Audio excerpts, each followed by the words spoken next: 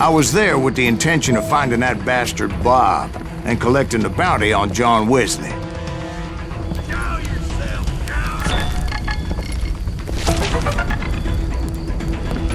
can't get a good shot at it.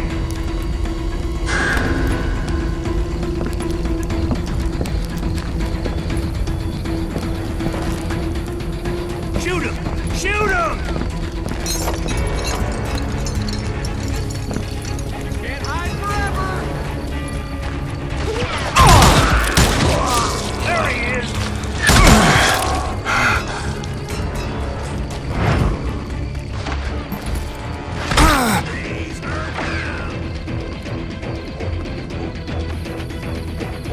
Watch where you're shooting!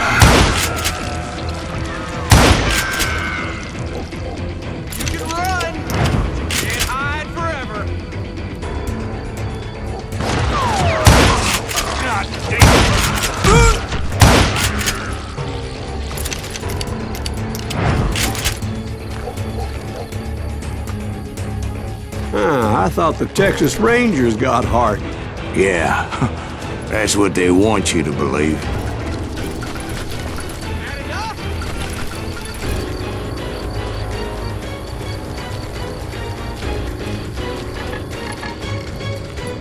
It was cold in a witch's tit and a brass bra that night as I fought my way past his loyal compadres to the very same saloon we're sitting in today.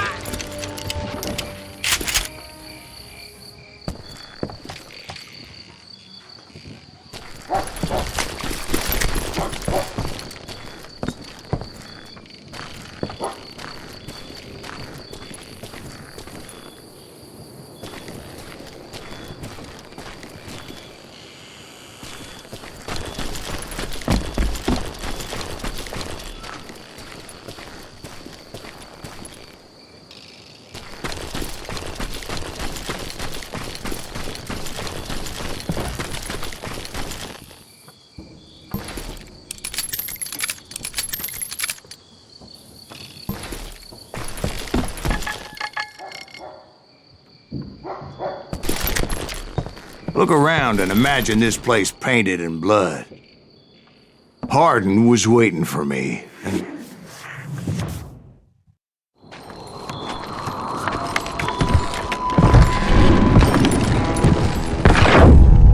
Wait, I'm jumping the gun here. Let me back up and give you some background on this sumbitch. He deserves that much. Don't you think so, Ben? John Wesley Hardin was a killer. By the end, he confessed to taking the lives of 42 men. Fathers and husbands, brothers and sons, men with families who cared about them. He was a bona fide folk hero by then, and had amassed a gang of armed miscreants and other assorted thugs. He and his men set up camp outside of town, and I was hoping Bob was among them. Damn it! Shoot that son of a bitch! They didn't ask why I was there. They knew.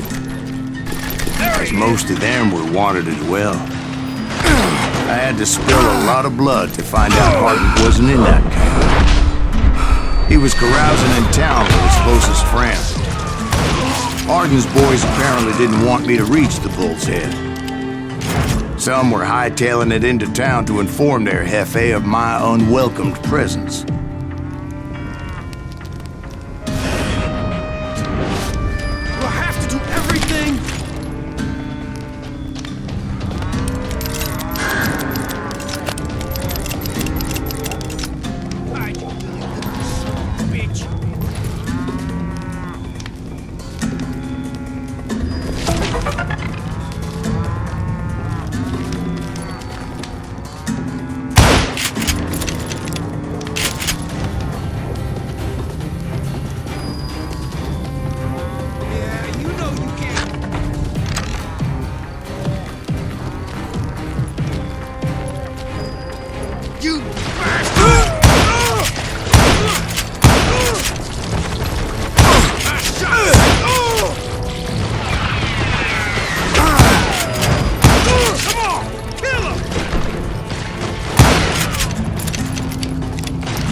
I can kill you with either hand.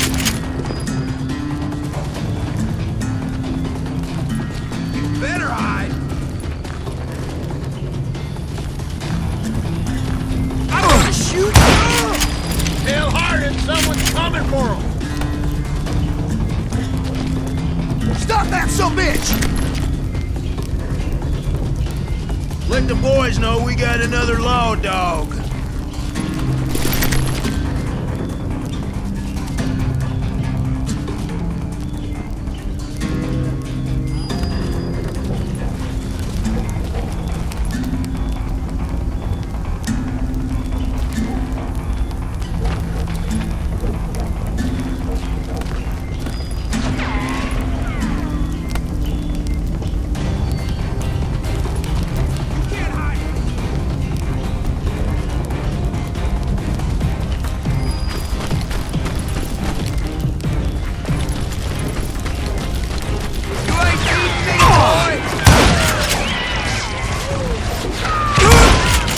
I wondered if Bob was among them.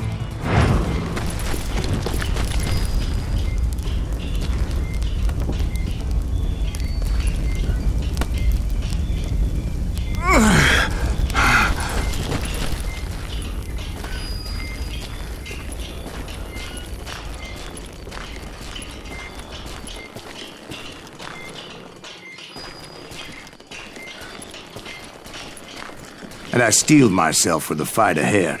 For as good as I was, deep down I wondered if John Wesley wasn't just a little bit better.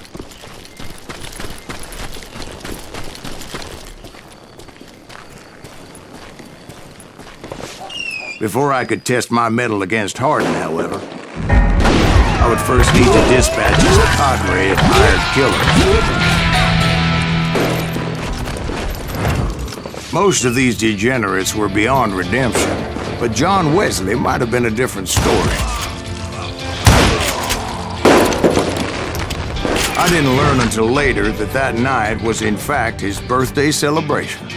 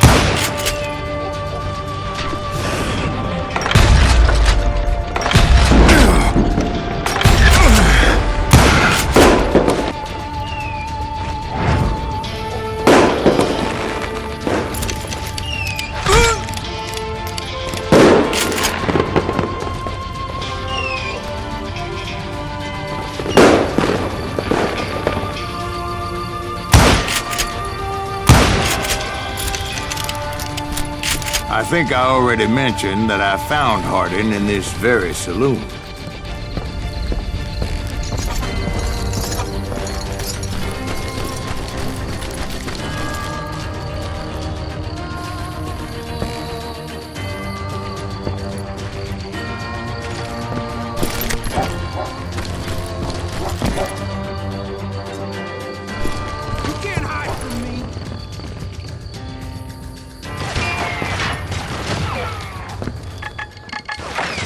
Suffice it to say, nobody there was happy to see me.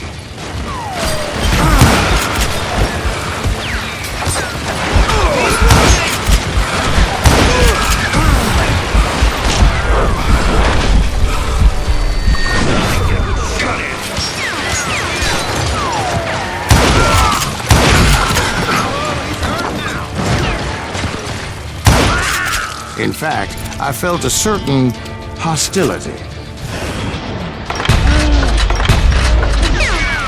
I'm gonna make you pay for that.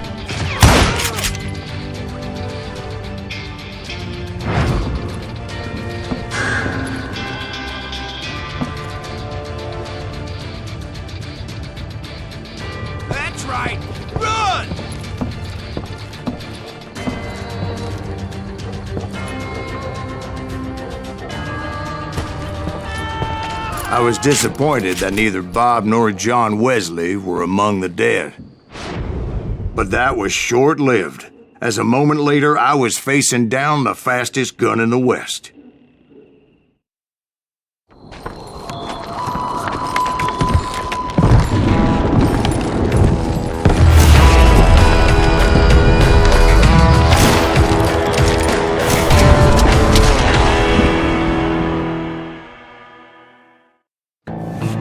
I felt a bolt of adrenaline, or maybe that was fear. He was well known for his tricks, and I knew I'd need my own if I was ever to defeat him.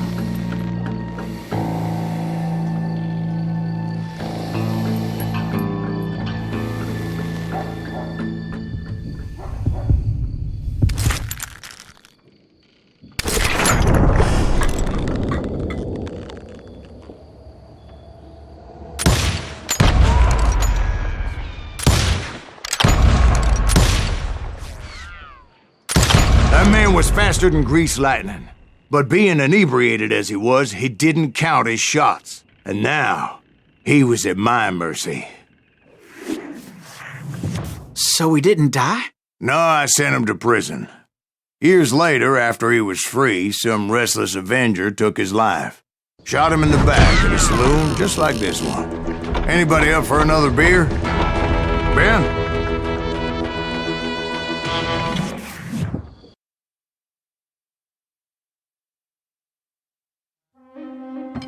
Thank you, darling. Yeah, some say revenge is a dish best served cold. So whatever happened to that Bob guy you were after? Personally, I'd like to hear some of your other adventures. Like, I don't know, do you ever go toe-to-toe with a red man?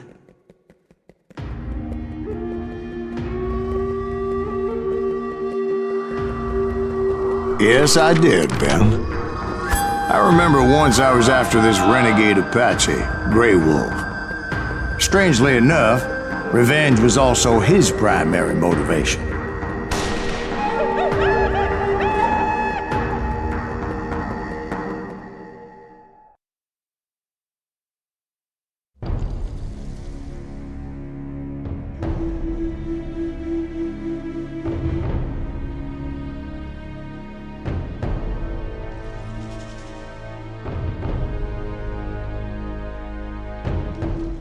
A bounty was put on Grey Wolf's head, and that's how I came to hunt him in the mountains. Mountains so high they tickled the nether regions of heaven.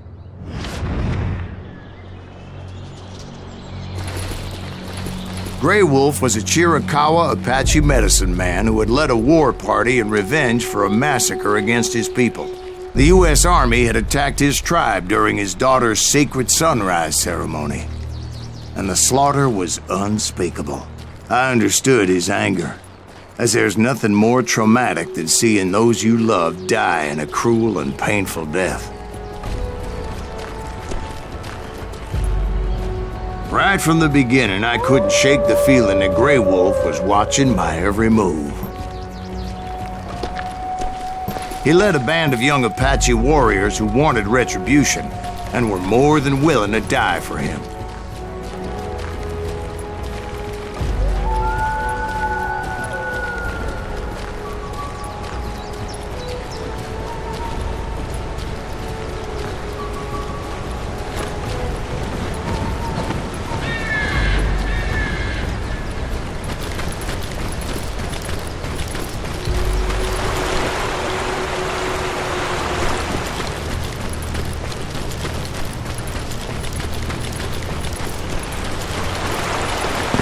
They saw me before I saw them.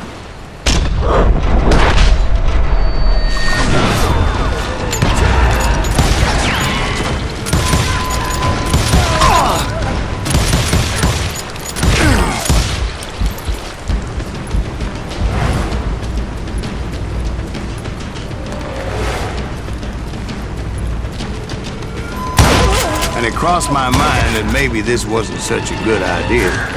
But now that the shooting had started, there was no backing down.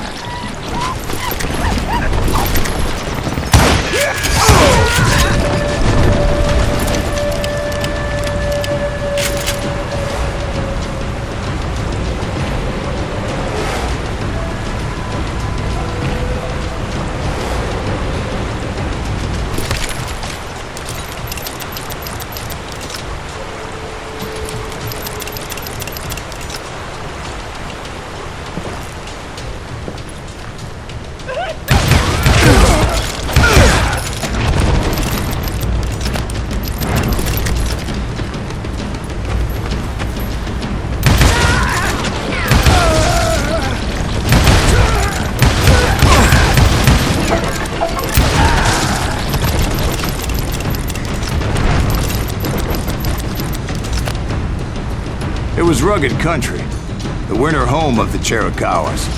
And that's why they had retreated there.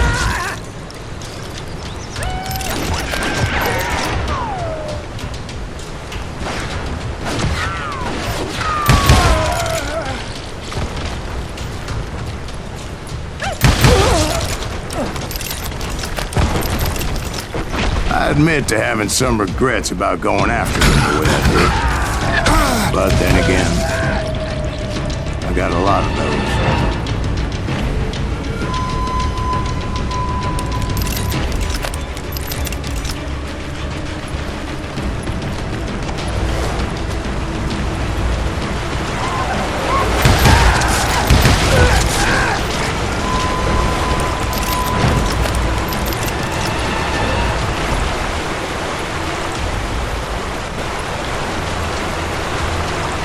Did you find Grey Wolf? Not at that moment, but I did find the entrance to their hideout.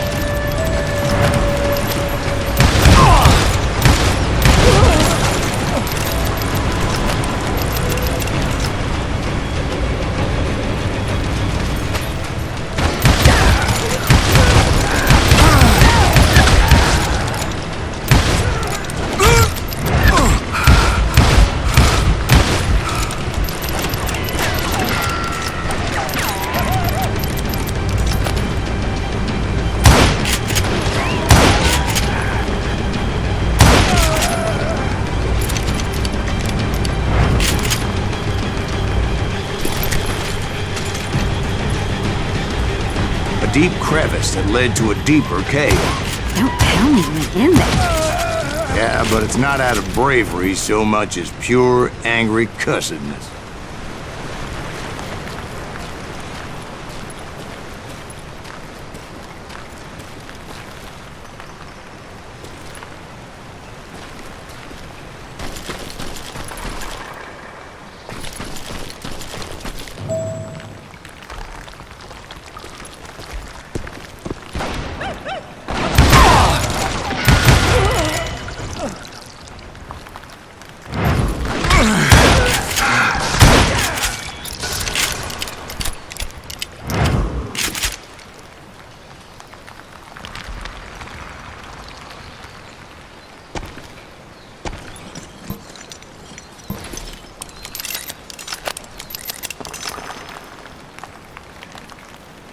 See, back then, I had a stubborn streak a mile wide, and I wasn't about to back down.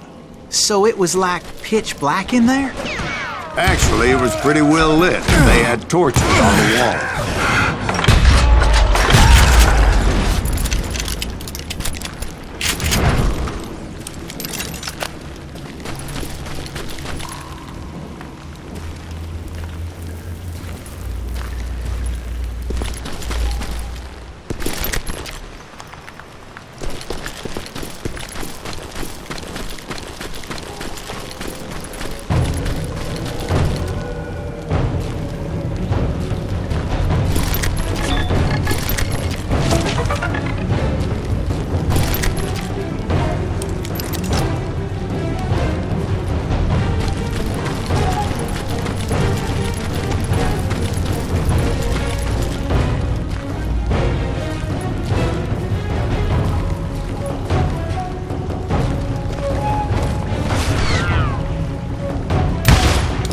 How big was his cave?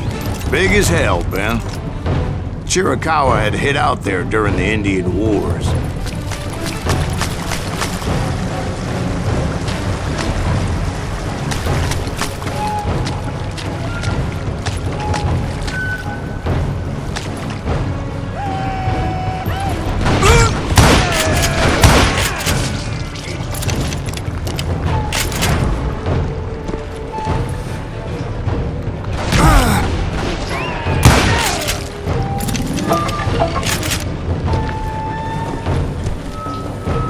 They thought it was haunted with the ghosts of those murdered by the horse soldiers. The cave was haunted with dead Indian ghosts?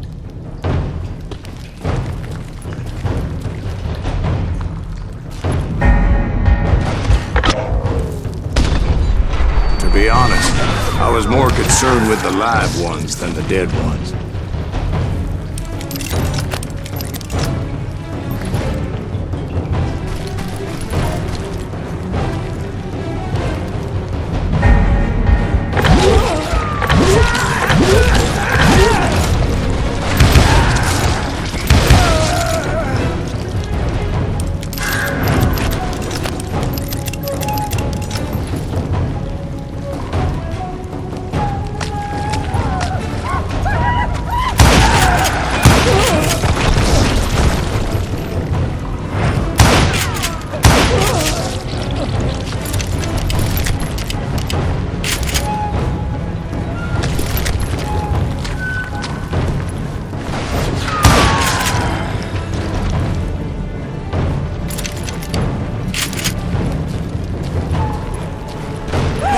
you know so much about Indians?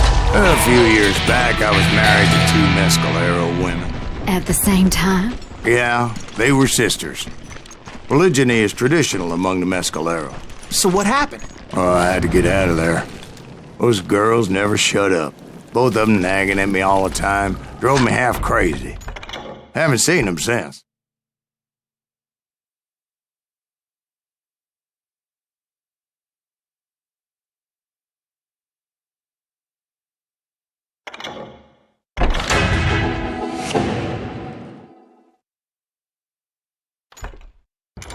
No, I mean, what happened with Grey Wolf? Oh, well, I pursued him into the Cave of Death.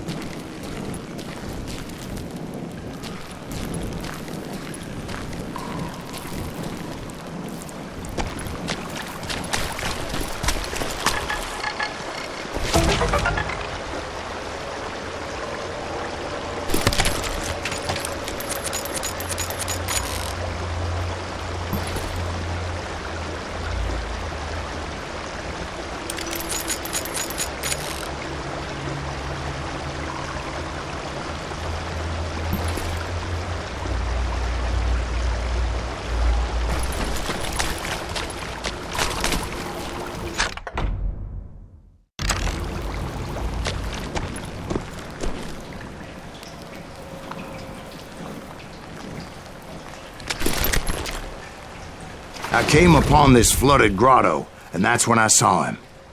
He came to me unarmed and unafraid. His voice echoed in the shadows, and I sensed he meant me no harm. You carry great darkness in your heart, and if you do not release it, it will claim your soul. The sound of his voice put some kind of ancient Indian spell on me.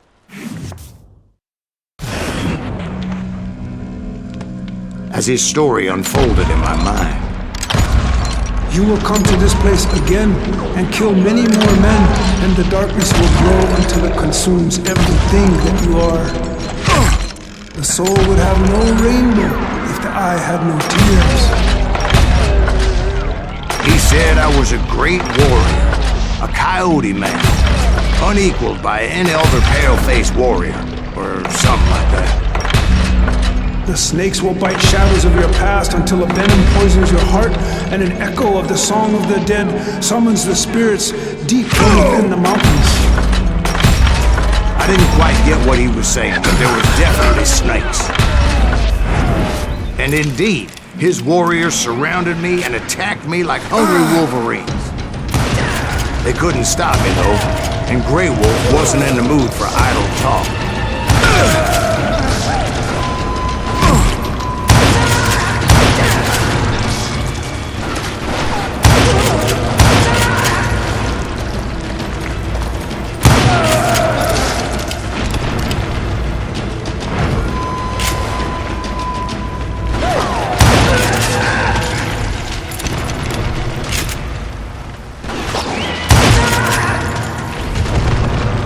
I swear I couldn't see any way out of this trap. But suddenly, one just appeared. Kind of like a miracle.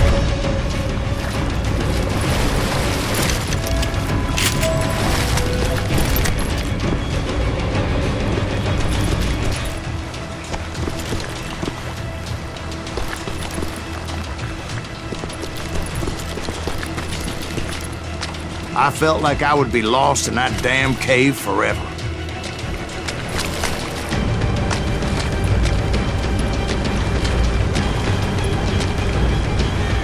Finally, I found myself back outside, perched on the edge of a precipice, overlooking a thundering whitewater river. To get where I was going required several leaps of faith, but no way in hell I was turning back.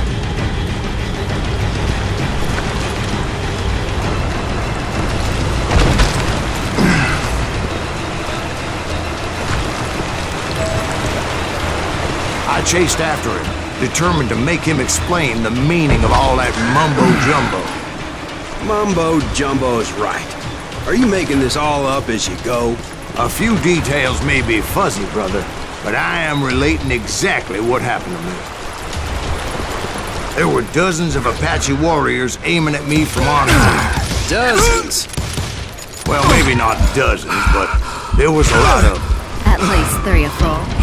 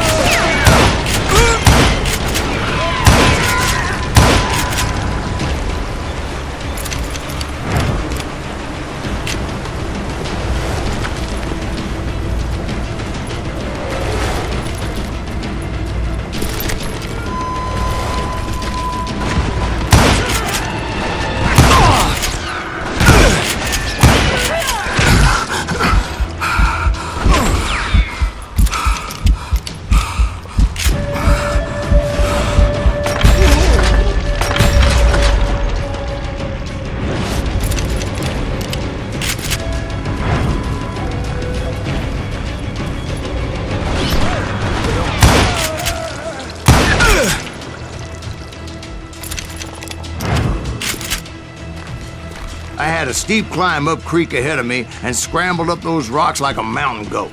I was determined to locate Grey Wolf and find out exactly what the hell he was trying to tell me.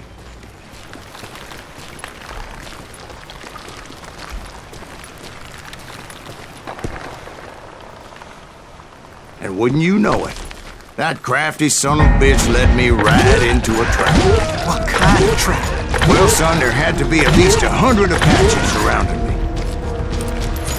100? God be my witness. Oh, come on. Who you kidding? Hey, I believe you. Come on, tell us how it ended. All right, but I'm not gonna drag this out. Where were we?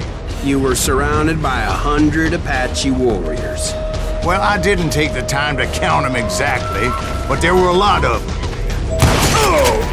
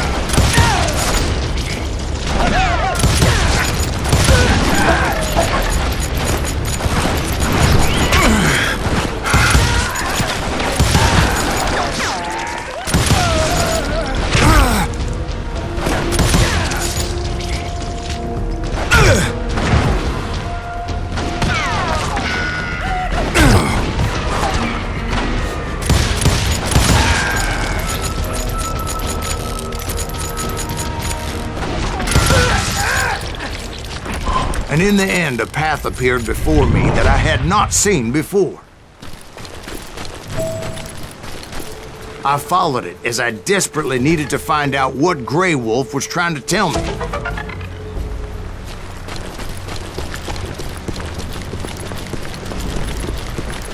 But it was like that son of a bitch disappeared into thin air.